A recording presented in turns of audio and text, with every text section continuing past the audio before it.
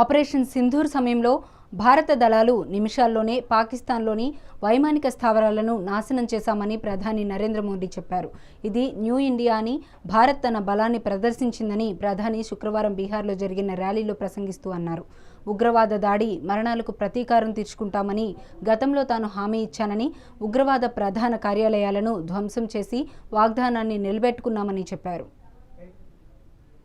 जम्मू कश्मीर में आतंकी हमला हुआ था, हमारे कितने निर्दोष नागरिक मारे गए। इस जघन्य आतंकी हमले के बाद एक दिन के बाद मैं बिहार आया था और मैंने बिहार की धरती से देश को वादा किया था, वचन दिया था।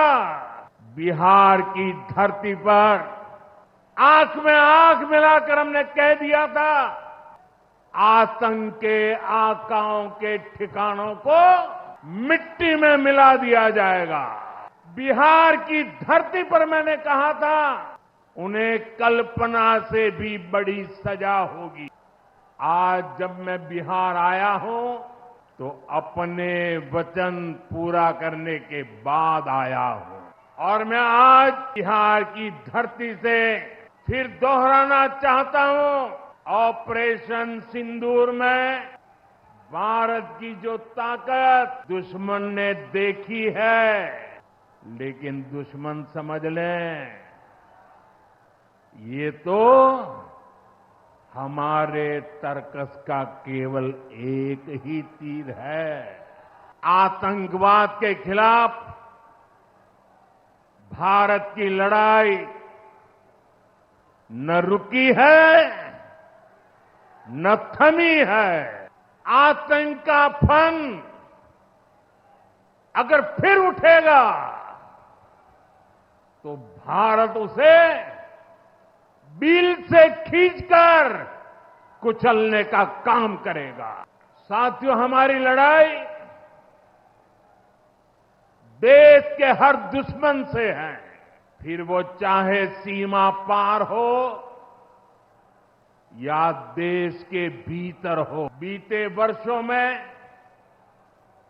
हमने हिंसा और अशांति फैलाने वालों का कैसे खात्मा किया है। अभी पहलगाम में जम्मू कश्मीर में आतंकी हमला हुआ था, हमारे कितने निर्दोष नागरिक मारे गए। इस जघन्य आतंकी हमले के बाद एक दिन के बाद मैं बिहार आया था और मैंने बिहार की धरती से देश को वादा किया था, वचन दिया था। बिहार की धरती पर आंख में आंख मिलाकर हमने कह दिया था, आतंक के आकाओं के ठिकानों को मिट्टी में मिला दिया जाएगा। बिहार की धरती पर मैंने कहा था, उन्हें कल्पना से भी बड़ी सजा होगी।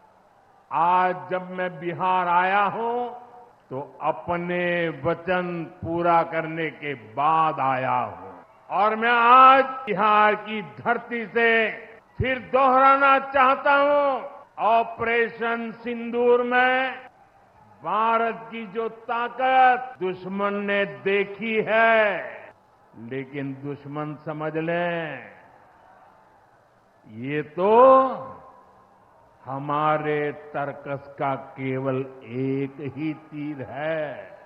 आतंकवाद के खिलाफ